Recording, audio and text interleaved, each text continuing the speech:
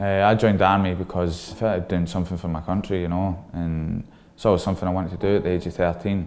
I just don't think there's anything that's better than people looking at you and admiring you for serving your country. Like, I've paid the ultimate sacrifice, well, not completely, I lost my legs, but not my life.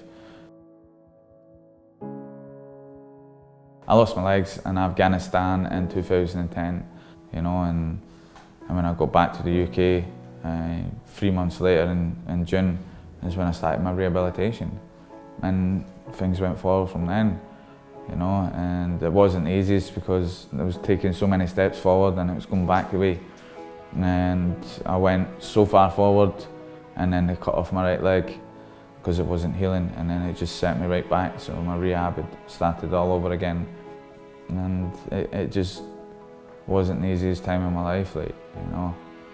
Funnily enough, we both do supercar instructing. We met on a track in Scotland. At the end of the day, we just started chatting in the car park, and Randy told me about his accident, and I said, and yeah, basically he said he was ambassador for a few charities and stuff and that, but other than that, as physical work, he didn't do anything.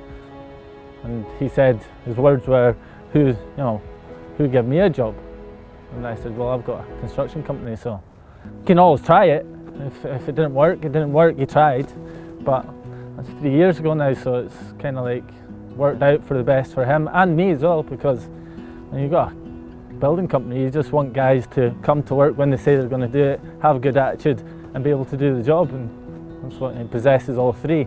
So because I'm an amputee, a lot of people look at me different, you know, and don't think that I'm able to do that. And Ian gave me that opportunity to show that anything can be done. Ian became one of my best friends, loyal friends as well.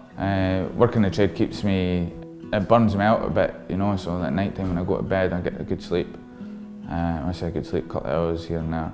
But yeah, it keeps me going, it keeps my morale going. I'm thinking about the job rather than thinking about anything else. So yeah, it does. It keeps my mindset away from my post-traumatic stress disorder in ways. Like, there is different smells that makes me think of Iraq and Afghanistan, like the sewers or whatever. It just takes me back. But all smells takes everybody back, I think, you know, take you back to a certain time in your life. We've always come across compromises, you know, like there's things obviously that I'm not comfortable doing, like setting ladders or things like that. Yeah, but you always do it because you're a bit of an idiot.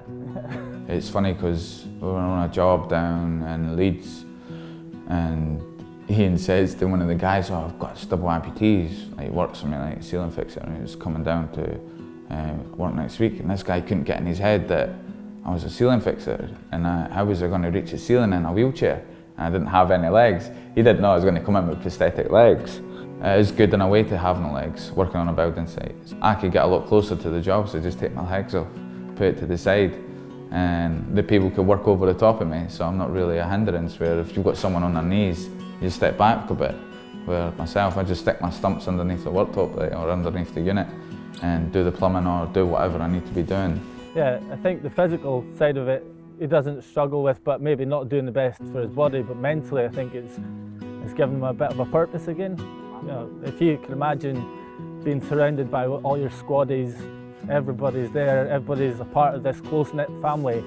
Even although you're put into these situations where you're losing friends, it's still all you know, it's all he knew.